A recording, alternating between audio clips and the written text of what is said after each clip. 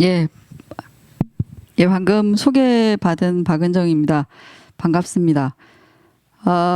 제가 몸담고 있는 나란다 불교학술원에서 승려연수 인증교육을 죽음과 수행이라는 주제로 2박 3일 정도 한 적이 있습니다. 근데 2박 3일을 해도 죽음과 수행에 대한 얘기를 다 못했어요. 근데 이번에 불광미디어에서 죽음의 가정에 대해서 3, 40분 내로 하라고 하시니까 되게 난감했습니다.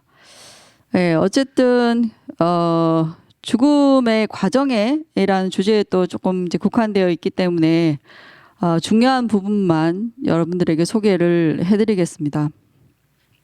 제가 이제 앞으로 여러분들에게 소개할 이 내용은요, 앞서 말씀하셨듯이 제가 오랜 동안 이제 다람살라에서 공부하면서 달라이라마 존자님으로부터 무수히 들어왔던 그런 가르침이고요. 또 삼동린보체로부터 또 가르침을 많이 들어왔습니다.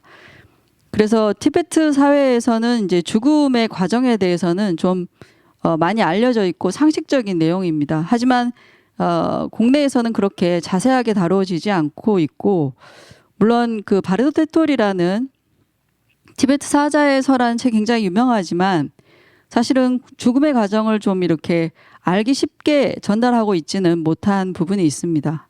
왜냐하면 앞서 우리 교수님께서 말씀하셨지만 바르도 테톨은 이제 준비된 수행자들에게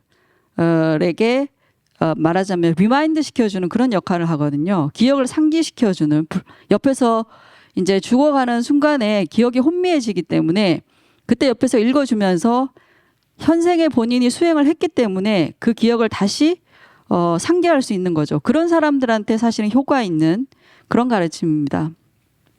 그래서 어쨌든 말씀드린 것처럼 티베트 사회에서 일반적으로 잘 알려져 있는 죽음의 과정에 대해서 여러분들에게 소개드리고요. 그 다음에 뭐 달라이라마 존자님께 제가 이 가르침을 듣고 배웠다, 또 뭐 삼도린포체께로부터 이제 듣고 배웠다라고 하지만 실질적으로 이런 그 죽음의 과정에 대한 내용은 불교의 현교와 밀교에 다 있습니다. 그래서 현교 같은 경우에는 입퇴경이라고 하죠. 불이 난타설 입퇴경도 있고요. 뭐 많은 다양한 형태의 입퇴경이 있는데, 그리고 구사론에서도 이 그 죽음의 과정에 대해서 설명하고 있습니다. 뿐만 아니라 이제 밀교를 들여다보면 특히나 이제 밀교는 탄트라라고 얘기를 하는데 4종 탄트라가 있습니다.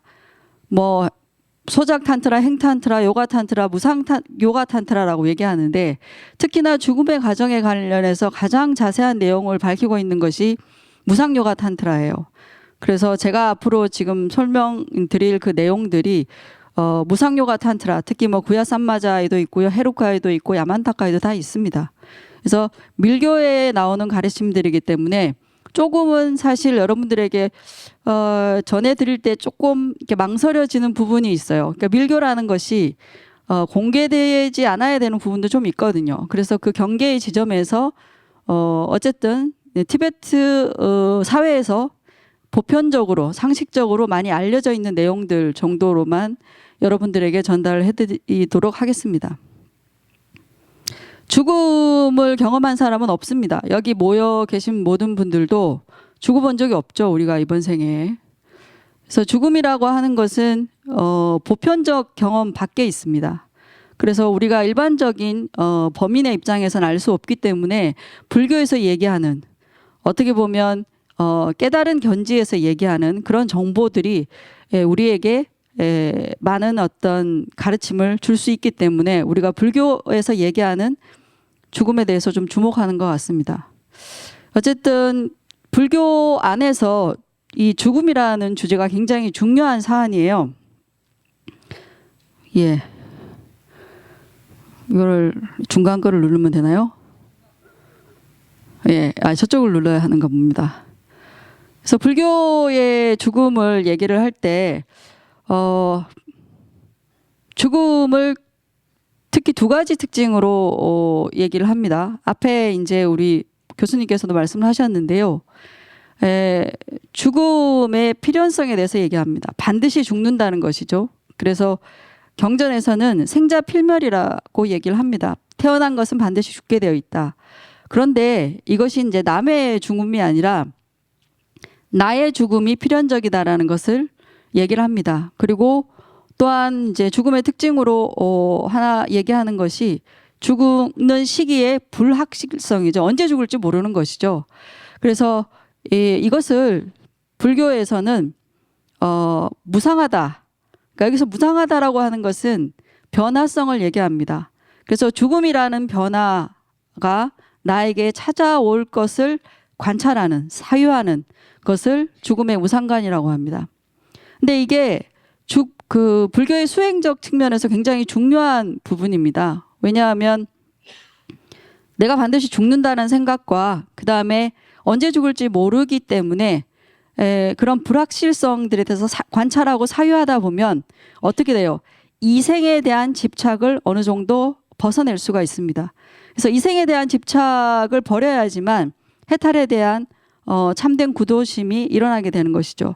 그래서 불교의 수행적 측면에서도 이 죽음의 무상함을 사유하고 관찰하는 것은 굉장히 중요합니다. 죽음의 특징으로 이 두 가지를 말씀을 드렸는데요. 죽음의 필연성과 그 다음에 죽는 시기의 불확실성.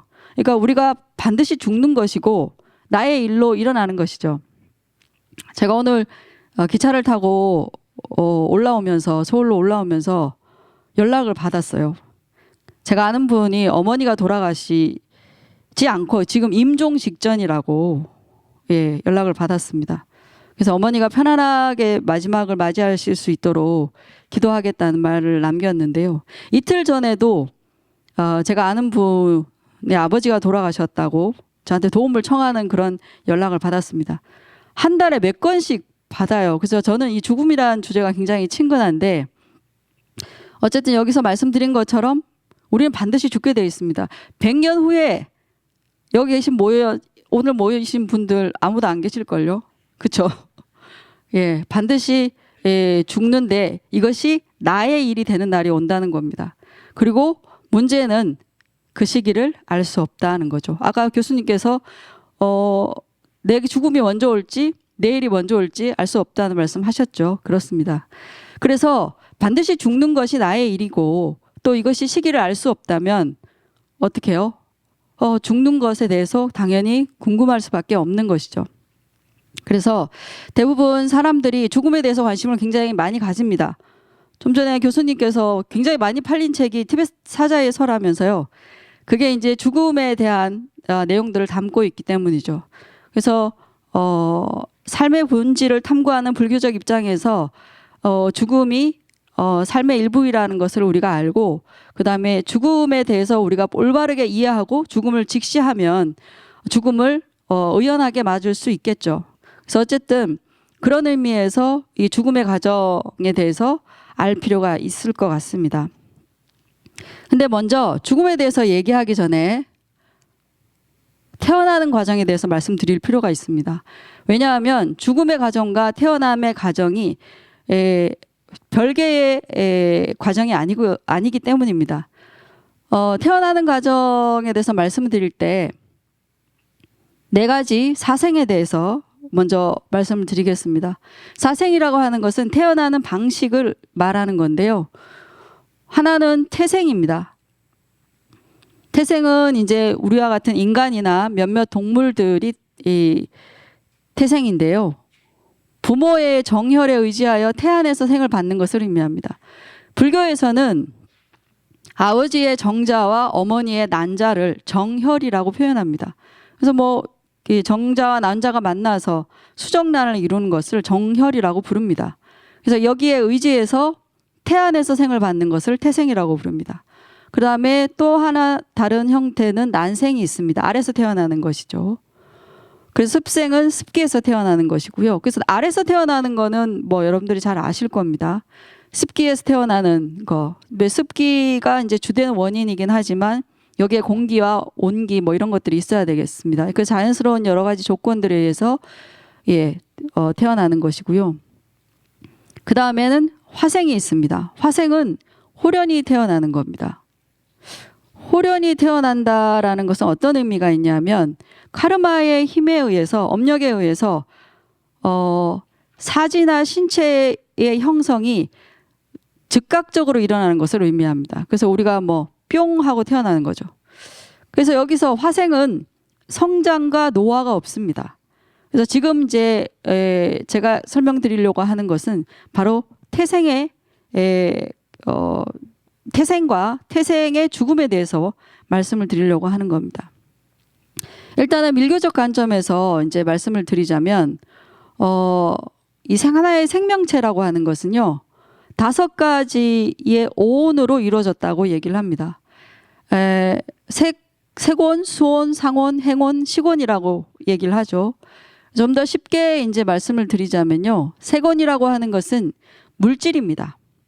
우리의 신체이죠. 육체, 신체, 육신, 신체 이렇게 표현할 수 있을 것 같습니다. 그리고 수온과 상온과 행온과 식온은 일종의 정신적 영역입니다. 그래서 물질과 정신을 이렇게 오온으로 불교에서는 얘기합니다. 그래서 이번 생애에 새로 형성되는 색온, 수온, 상온, 행온, 식온, 그러니까 이번 생애에 형성되는 오온이 있고요. 그 다음에 이번 생 이전에 존재했었던 것이 있습니다. 바로 식온입니다. 근데 어쨌든 이러한 오온은 우리가 태어날 때 어떤 형태로 이제 태어나는가?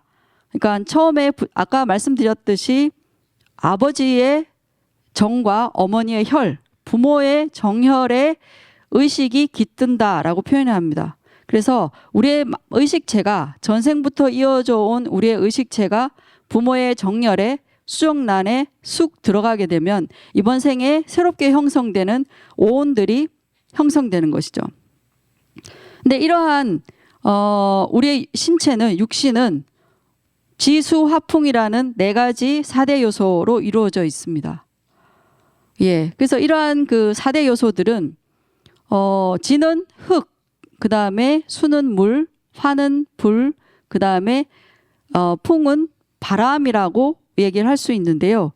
이것이 우리가 지수화풍이라는 4대 요소를 이해하기 위해서는 거친 차원으로 이해를 하시면 좋을 것 같습니다.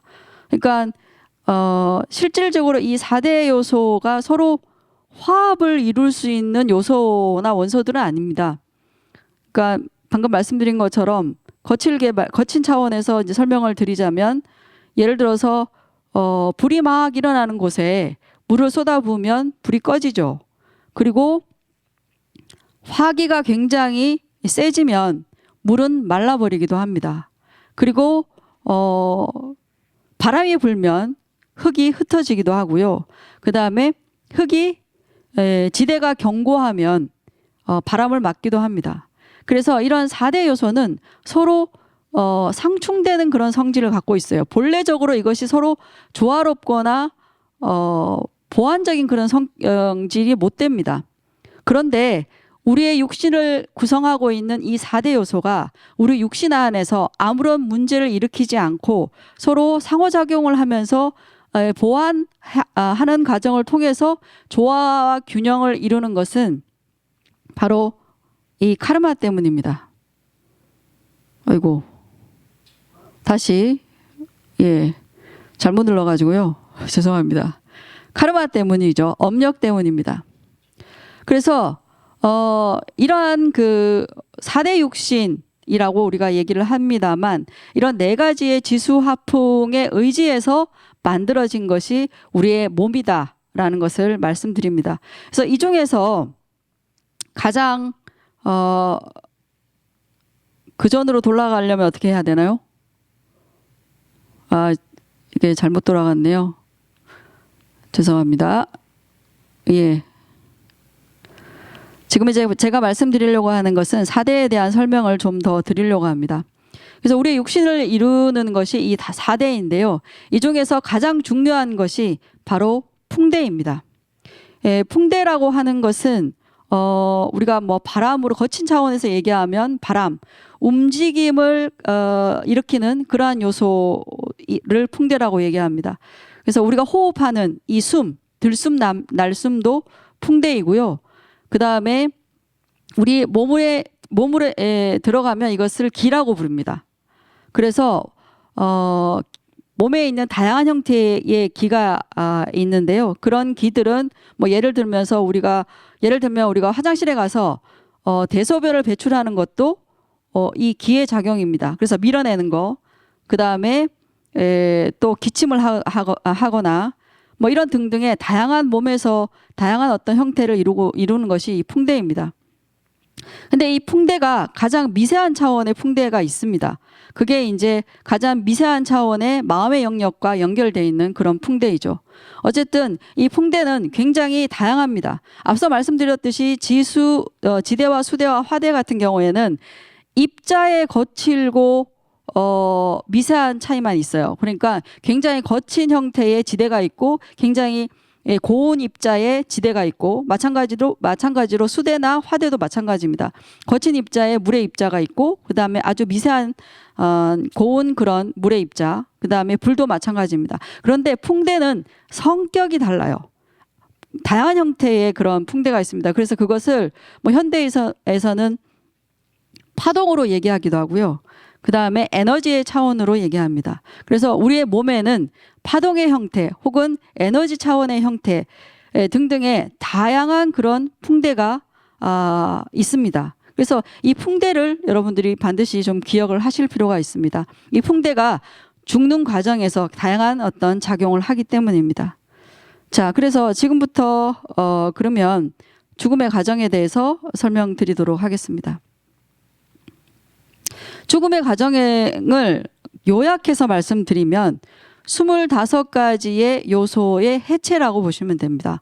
그래서 이것은 지금 밀교 경전에 나와 있는 내용입니다. 그래서 제가 이걸 준비하면서 저희는 이제 그 날랜다 불교, 그러니까 날랜다의 전통을 이어받은 티베트 불교는 반드시 근거를 얘기를 해야 돼요. 어떤 얘기를 할 때 자신의 아름아름으로 얘기하는 것을 굉장히 금기시합니다. 그래서 적어도 스승들 혹은 그 스승들의 전승 그리고 그 스승들의 전승 가운데서 부처님의 경론의 근거를 반드시 대야 돼요. 그래서 죽음의 과정을 설명하면서 용수보살의 구야삼마자 해설서나 여러 해설서를 찾아봤는데요. 그 죽음의 과정을 가장 간명하게 얘기하는 것이 바로 이 25가지 거친 요소의 해체로 얘기하고 있었습니다. 25가지의 거친 요소의 해체라고 하는 것은 방금 말씀드렸듯이 우리의 이 육신을 형성하고 있는 4대 요소가 있고요. 그 다음에는 오온이 있습니다. 그래서 색수상행온이 있는데 색온은 말씀드렸듯이 물질적 영역이죠. 그래서 우리의 이 몸은 물질입니다. 물론 이제 그 조금 밖에 있는 이런 나무나 그다음에 이런 뭐 기둥, 핸드폰 이런 물질과는 좀 다릅니다. 우리의 몸이 물질이지만 이것을 집수라고 부르는데요. 불교 용어가 어렵긴 합니다. 구사론에 나오는데 상처가 나면 아물기도 하고요. 그다음에 이렇게 밖에서 치면 통증을 느끼기도 합니다. 이런 어떤 특징을 가지고 있는 그런 물질이죠. 그리고 수온 같은 경우에는 어떤 거냐 하면 즐겁거나 괴롭거나 그다음에 즐겁지도 괴롭지도 않은 그런 감수작용을 수온이라고 부릅니다. 그다음에 상온이라고 하는 것은 이것이다 저것이다라고 구별하는 그러한 마음작용을 상온이라고 합니다. 그래서 여러분들이 저를 보시면 여자다, 나이가 좀 들어 보인다, 아니면 뭐 어떻다라는 이렇게 여러분들 저를 보시고 어떤 개념 짓는 그런 작용들이 있죠. 마음에서 일어나는 작용. 그런 것들을 상온이라고 부릅니다. 그 다음에 행온이라고 하는 것은 의지작용이에요. 그래서 내가 어떠한 말을 하고 행동을 하고 생각을 하게끔 만드는 동기나 의지작용을 행온이라고 부릅니다. 그리고 식온은 안이비설신의라는 6가지 육근에 의해서 일어나는 인식을 말합니다. 그래서 우리가 안근이라고 하면 쉽게 설명하면 눈이죠. 그래서 감각기관, 시각을 통해서 일어나는 인식을 우리는 안식이라고 부릅니다. 그 다음에 이근이라고 하는 것은 청각이죠. 청각을 통해서 일어나는 그런 인식을 이식이라고 하고요. 그 다음에 후각을 통해서 비근을 후각으로 보시면 됩니다. 그래서 후각을 통해서 일어나는 인식을 비식이라고 하고요. 설근, 그러니까 혀를 통해서 그러니까 일어나는 그러한 인식들, 그러니까 맛을 의미하죠.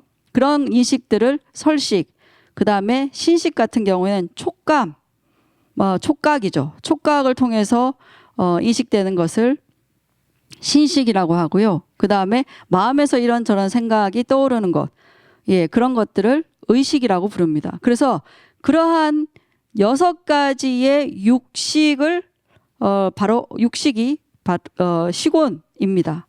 그래서 아까 말씀드린 것처럼 색온은 물질적 영역이고 수상, 행, 식, 온 4가지 사온은 말하자면 정신적 영역입니다.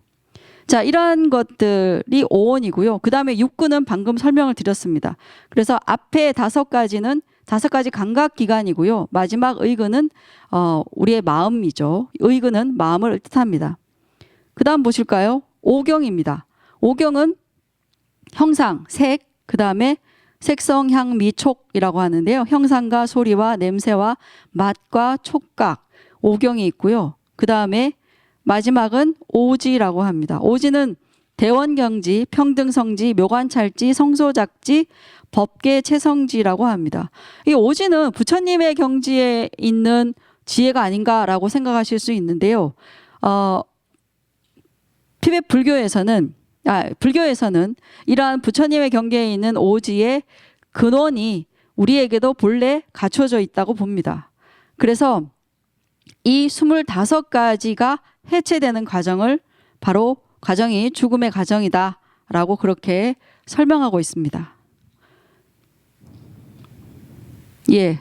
자, 그러면 먼저 죽음에 대해서 죽는 순간 그럼 어떤 일이 일어날까요? 먼저 처음에 제가 말씀드렸듯이 25가지가 해체된다고 했을 때 지수화풍의 해체를 중심으로 먼저 말씀을 드리겠습니다. 먼저 지대가 무너지고요. 그 다음에는 수대가 무너지고 그 다음에는 화대가 무너지고요. 그 다음에는 풍대가 무너집니다. 일단은 말씀을 드리겠습니다. 지대가 먼저 무너지는 현상이 일어나는데요. 지대가 무너지면 색온이 무너집니다. 지대가 무너질 때는 어떤 것이냐면 지대는 어떤 역할을 합니까? 형상을 유지하는 역할을 합니다. 그러니까 이렇게 거친 어떤 물체들을 유지하는 그런 현상, 유지할 수 있는 그런 역할을 하는데요. 지대가 무너지게 되면 우리 몸이 흐물흐물하게 돼요.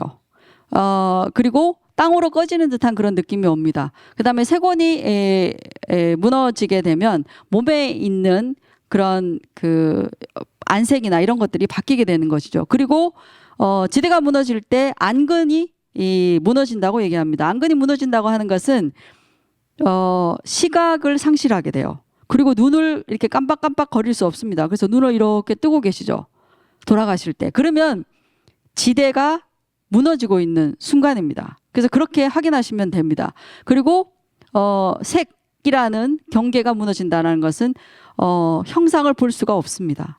그 다음에 지금 밖에 외부적인 현상이 이렇게 나타나는 것이 있고요. 그 다음에 내부적인 현상, 마지막 줄에 있는 것은 내부적 현상이라고 보시면 되는데 이 내부적으로는 어떤 현상이 일어나냐면 아지랑이가 피어오른 듯한 것을 보게 돼요. 근데 이걸 내부적 현상이라고 부릅니다. 그래서 눈에 보이는 것이 아니라 그런 느낌을 받는 것이죠. 그래서 지대가 무너질 때 이런 현상들이 있고요. 지대에서 이제 수대로 넘어가게 됩니다. 그래서 수대에서 수대가 무너지기 시작할 때는 어떤 게 있냐면 몸에 있는 수분기가 마르기 시작합니다. 예. 그리고 이제 수온이라고 하는 것은 아까 뭐였어요? 감수작용이라고 말씀을 드렸잖아요. 그래서 즐겁거나 괴롭거나 뭐 즐겁지도 괴롭지도 않는 어쨌든 그러한 감수작용을 더 이상 하지 못합니다.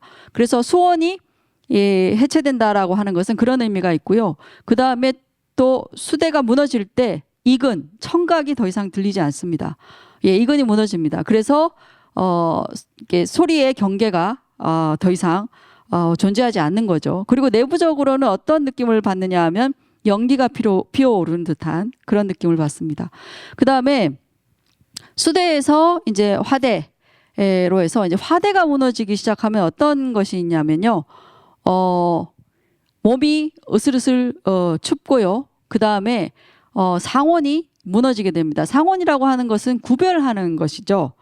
예, 구별하는 역할이 상원이라고 말씀드렸습니다. 그래서 구별하는 인지 기능들이 전혀 되지 않습니다. 그리고 예, 후각의 기능을 상실하게 됩니다. 그래서 냄새를 맡을 수 없는 것이죠. 근데 이때 내부적으로는 어떤 느낌을 받냐 하면 반딧불을 많이 보게 됩니다. 혹은 전기에서 전기의 불꽃이 파바박 튀는 듯한 그런 느낌을 받습니다.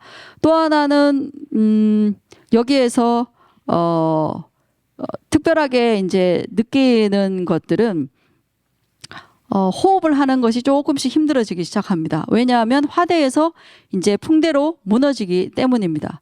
그 다음에 이제 풍대가 무너지는 그 순간이 오게 되면 첫 번째 행원이 무너지게 됩니다. 행원이라고 하는 것은 어떤 거냐? 의지작용이죠. 의지작용이 없어지기 때문에 몸을 더 이상 가눌 수 없게 됩니다.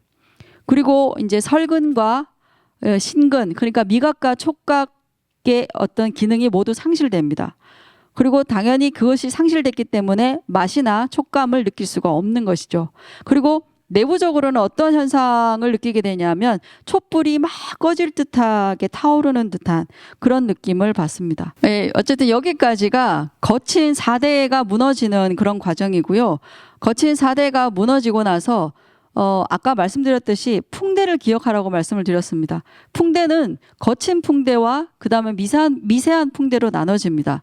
그래서 지수화풍 여기까지는 거친 그런 4대가 모두 무너지고요. 그 다음부터 무너지는 것은 이제 미세한 풍대가 무너지게 됩니다. 선생님 다음으로. 예. 미세한 풍대가 무너지기도 하고 아까 오온이 해체된다고 말씀을 드렸습니다. 그래서 지수화풍까지 해서 색, 수, 상, 행온까지 모두 해체가 됐고요. 풍대, 미세한 풍대가 무너질 때 이제 시곤들, 미세한 시곤들의 해체 과정이 일어납니다. 그래서 시곤은 말씀드린 것처럼 거친 영역이 있고 미세한 영역이 있습니다. 그래서 마지막으로 시곤 가운데서 가장 거친 의식이라고 할 수 있는 80가지 분별이 일어나는 그런 현상이 있습니다. 그래서 여기에 이제 보시면 사람의 그림이 있고 그 다음에 그 그림 가운데서 세 줄이 보이시는지 잘 모르겠습니다. 그래서 세 줄이 있는데요. 중간에 있는 것이 중맥이고 오른쪽에 있는 것이 우맥이고 좌측에 있는 것이 좌맥입니다. 그래서 지금은 이 좌맥과 우맥은 여성과 남성이 반대예요. 그래서 이 부분은 아마 남성의 입장에서의 좌우맥을 표현하고 있는 그런 그림입니다. 옆에 중간에 보시면 가슴과 그 다음에 단전, 배꼽이 있는 곳에 굉장히 미세한 여러 갈래의 가지들이 보이죠. 저것이 전부 다 기맥이라고 할 수가 있습니다. 그래서 풍대가 이동하는 그러한 어떤 길이라고 볼 수가 있어요. 그래서 정수리에 있는 뭐 크라운 차크라, 그 다음에 목 차크라, 그 다음에 하트, 심장, 가슴 차크라, 그 다음에 그 회음 차크라 각각의 다양한 어떤 기맥들이 존재합니다. 그 여기 보시면 정수리에 있는 것은 32가지, 그 다음에 목에는 165가지인가요? 아니면 tuk주 랩게레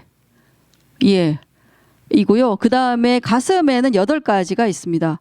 그리고 회음부에는 64가지의 기맥들이 있습니다. 이게 불교에서 특히 이제 탄트라에서는 기맥이 굉장히 중요한 부분입니다. 그러니까 왜냐하면 이제 밀교의 수행을 하기 위해서는 기맥과 그 다음에 명점 이런 것들에 대해서 정확하게 이해를 해야 되지만 그것을 기맥을 운영할 수가 있기 때문이죠. 그래서 밀교에서는 기맥을 72,000개의 기맥이 있다라고 얘기를 합니다. 그 중에서 가장 중요한 것이 바로 저 세 가지 중맥과 좌우맥이라고 할 수가 있습니다. 어쨌든 80가지의 분별이 일어나는, 그러니까 아까 말씀드렸듯이 지수화풍의 거친 4대 요소가 해체되고 나서 미세한 풍대가 해체되기 시작할 때 첫 번째가 80가지 분별이 일어나는 거친 의식, 마지막 거친 의식인데요.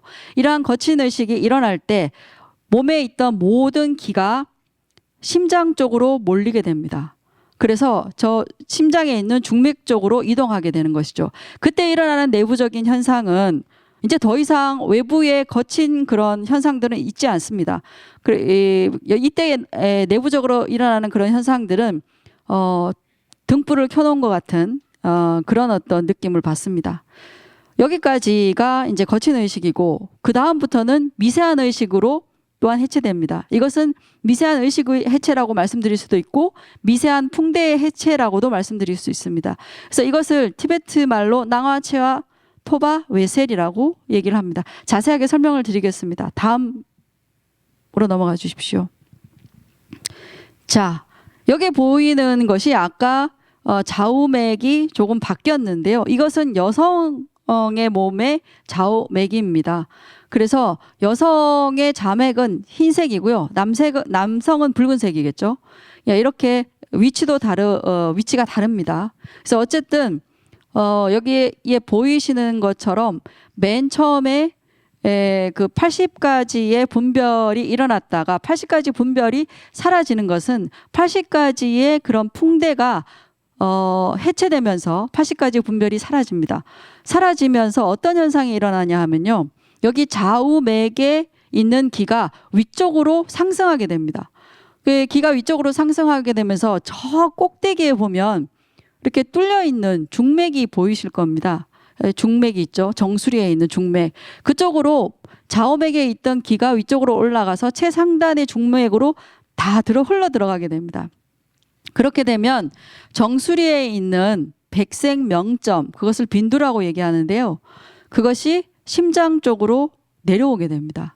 이제 그때 이것을 깔람바라고 해야 하는데, 깔람바는 뭐냐 하면 그냥 하얀색이라는 의미입니다. 그래서 하얀색이 보이는 듯한 현상을 느끼게 됩니다. 그래서 이때 깔람바에서 일어나는 것은, 내부적인 현상은 그냥 온통 하얀 색이 있는 하얀 방에 들은 것 같은 그런 느낌을 받습니다. 자, 그 다음 두 번째 어떤 현상이 일어나냐 하면요. 그 다음에는 체와 말람바입니다. 체와 말람바는 저 밑에 회음부에 있는 좌우맥에 있던 기가 어디로 흡수되게 되냐면 배꼽 아래에 있는 붉은 명점, 혈이라고 부르는데요. 그래서 물론 아까 우리 그 정수리에 있는 백색의 명점을 정이라고 부릅니다. 우리 부모님으로부터 받은 것을 정혈이라고 부른다고 했잖아요.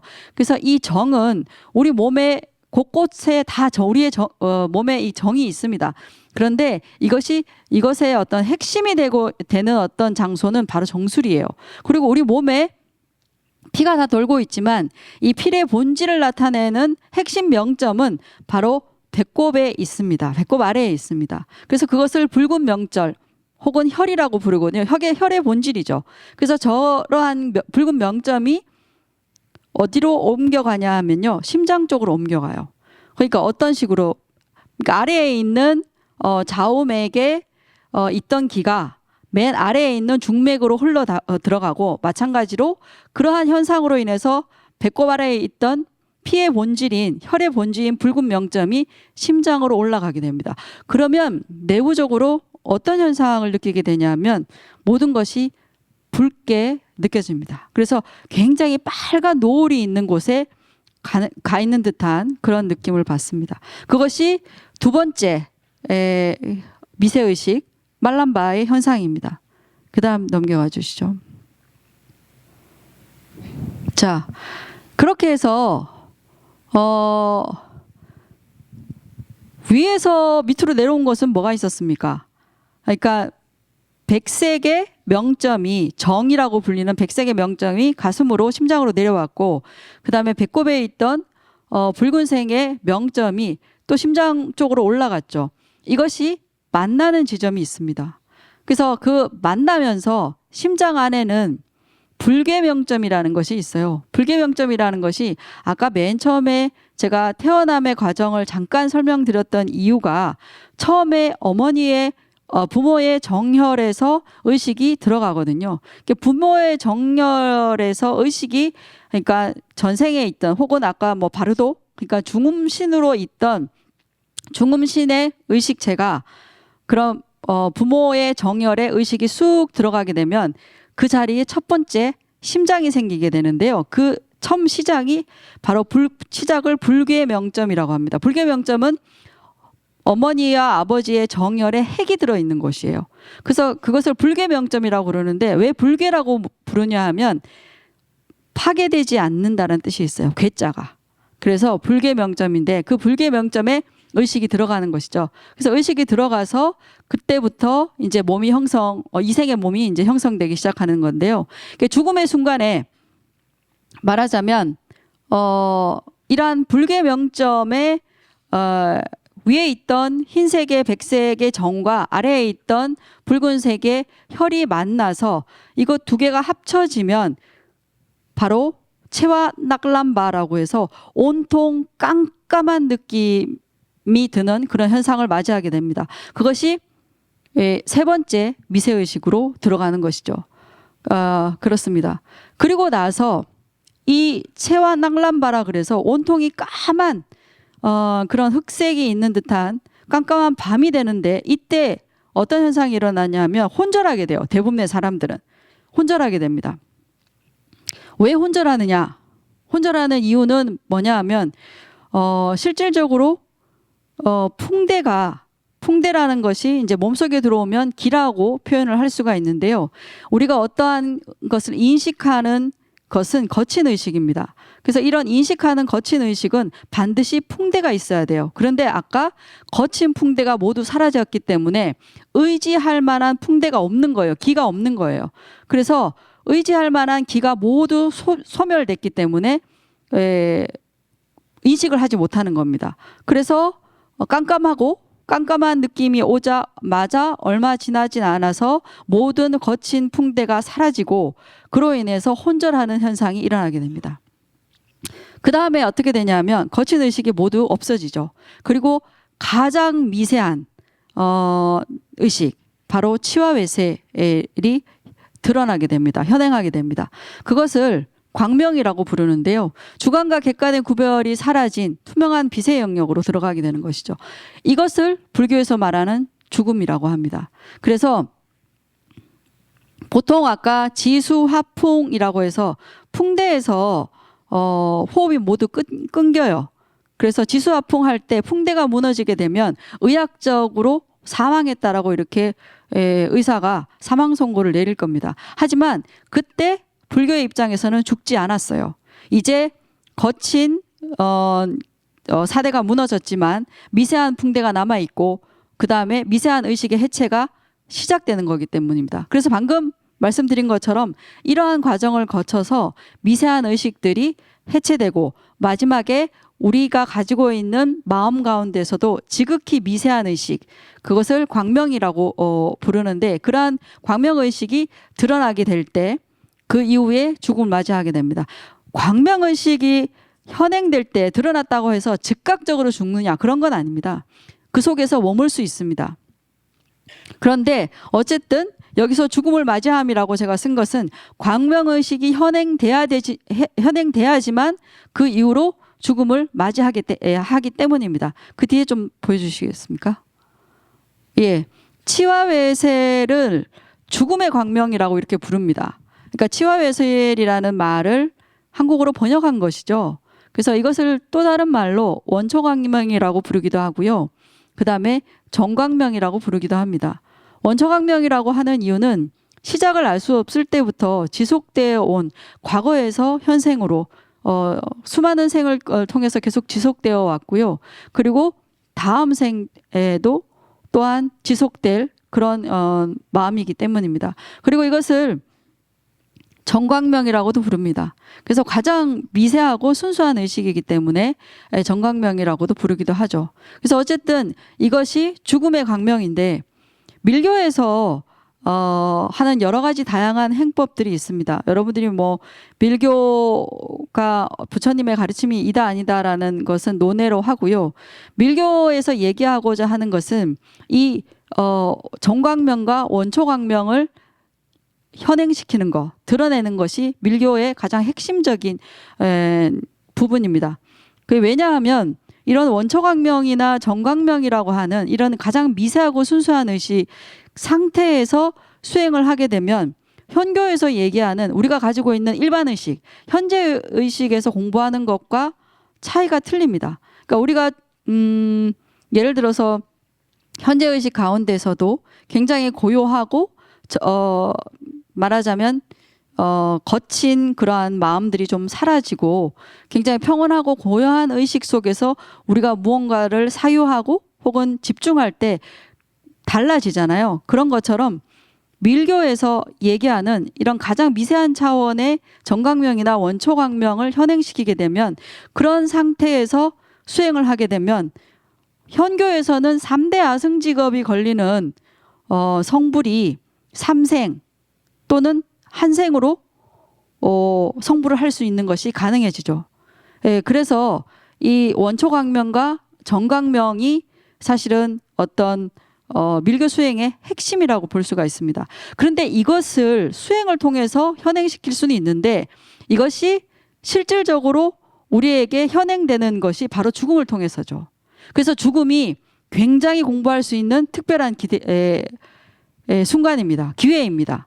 그래서 이러한 정광명의 의식에서 그 다음에는 사실은 죽음을 맞이할 수 있지만 죽지 않고 정광명 상태에서 이런 광명의 상태에서 떠나지 않고 머무는 것이죠. 그것을 툭담이라고 얘기합니다. 여기 보시면 죽음의 광명의 상태에 머무는 것이죠.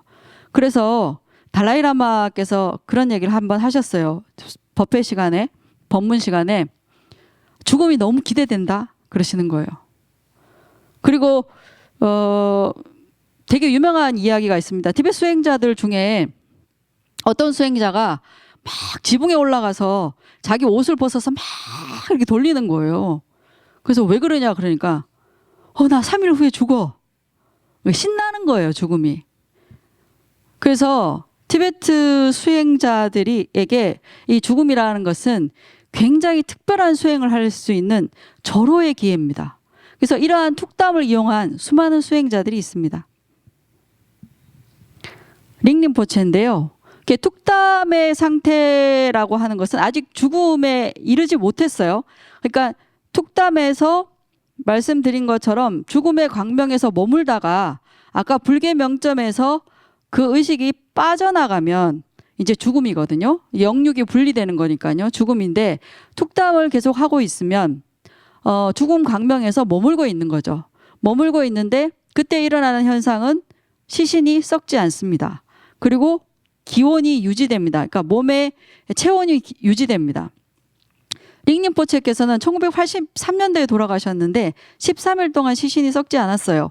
그리고 최대 림포체는 5일인데 이분은 이제 합장하시면서 돌아가셨는데 이 합장하신 모습으로 5일 동안 시신이 썩지 않았다고 합니다.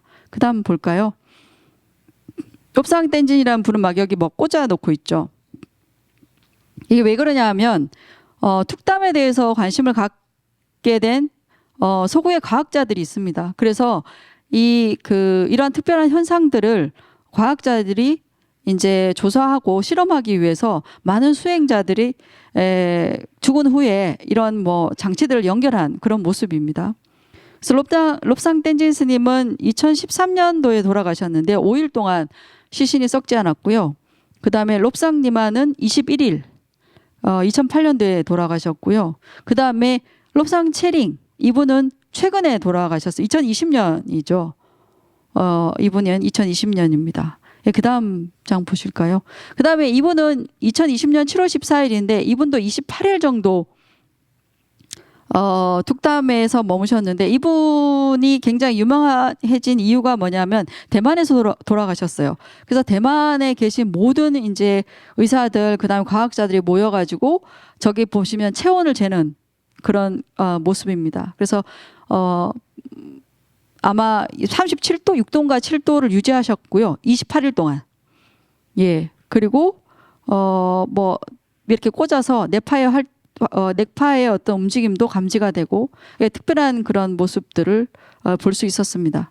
그다음 넘어갈까요? 예, 이 뉴스는 태반 평강기 최기 수르바 게시 참박여소라 니두친드 뜸베 세버 춥신이 태반나 공부존에 닌당니 섭게 링라 톡덤라 쇼베 모서베 니주 정도 대양디가 태반 표기 구접 평강네 니주 조세라 친드 뜸베 세버 춥신이 공부존에 고봉 쇼부 체설 개와다 대제 게시 참박여소 담박태다 투예베 실제 게시 노블라 닌당보다 이거 멜럼 송되라 페베 급수 고봉기 도타 지막 강양 매버서 도담라 쇼예베 넘버시 모여 버제도 니 순발 대변 기지비기 năng 심주 초베 초조 캠보 지남라 기냐 도담라 쇼예바 송여도 급티드 대변나 예르드 남시 최제 최시 급수 이느냐 고봉라 지막자면 매답 닝아베 더 평강기 내지 러량 고봉제와 절대 모습입니다. 급티 지난기 남시 최제다 고봉 괜찮을 것 같습니다.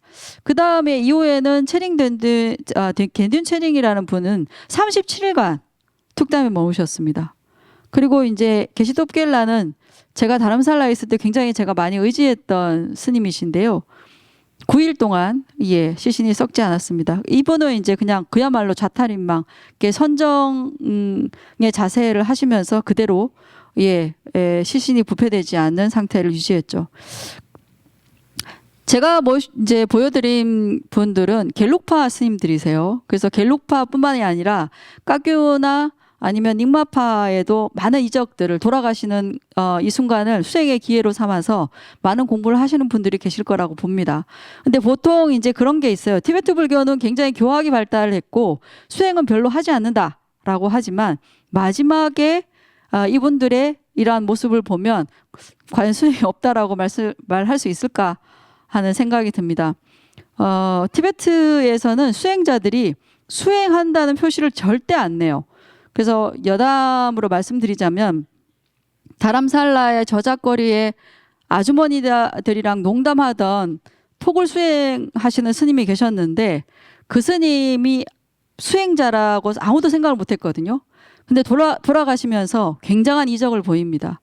그래서 많은 사람들을 감화시켰고요. 그래서 티베트인들은 누가 실제로 수행자인지를 잘 몰라요. 왜냐하면 수행하는 것은 모두 비밀이기 때문입니다. 그것이 이제 그 밀교 수행의 진정한 의미가 있기 때문이죠. 어쨌든 이런 툭담 수행자들이 제가 직접 뵌 분들도 굉장히 많고요. 이게 뭐 과거의 일이거나 아니면 전설 속에 무슨 신화에서 나오는 그런 얘기가 아니라 지금 현재 티베트에 일어나고 있는 것입니다. 그래서 티베트인들처럼 불교에서 얘기하는 이런 죽음의 과정을 정확하게 이용하고 그러한 정확한 정보와 지식을 통해서 이런 기회를 수행으로 삼아서 굉장한 성취를 이뤄내고 있는 것이죠. 그래서 마지막으로 말씀드리자면 이런 수행자들께서 이제 하시는 얘기는 그러면 평상시에 죽음을 어떻게 준비할 것인가. 그러니까 제가 여러분들에게 이제 말씀드린 어떤 죽음의 과정이 이렇다라는 것들을 아시고 우리가 언젠가는 맞이해야 될 미래의 우리 각자의 일이잖아요. 그럴 때 당황하지 말고 이렇게 내가 몸에 어떤 지수아풍이나 이런 것들이 해체되는구나라고 이해하게 되면 죽음에 대한 어떤 두려움이 좀 덜하지 않을까라는 생각이 듭니다. 그래서 제가 달라이라마 존자님 통역할 때 많은 분들이 그런 얘기 많이 물으셨어요. 달라이라마 존자님한테 죽는 순간 어떻게 하면 잘 죽을 수 있습니까?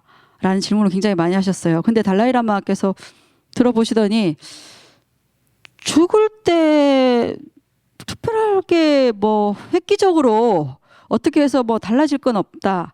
평상시에 죽음에 대한 사유, 죽음에 대한 무상관을 계속 관찰하고 그 다음에 결국에는 우리가 마지막에 갈 때는 우리의 이런 카르마, 선한 카르마만이 우리를 다음 생에 선도로 좋은 세상으로 이끌기 때문에 그래서 평상시에 선한 생각을 일으키고 선한 생각을 바탕으로 한 실천을 하는 것만이 죽음을 준비하는 유일한 방법이다라는 말씀을 하셨습니다. 그래서 죽는 것이 모두의 우리 각자의 모두의 일이기 때문에 그래서 이런 것들을 여러분들이 미리 알고 계시면 여러분들에게 도움이 되지 않을까라는 생각이 들었습니다. 그래서 결국에는 한마디로 얘기하자면 선한 삶의 일상을 살아야지만 잘 죽을 수 있다라는 말씀을 드리고 오늘 마무리하도록 하겠습니다. 감사합니다.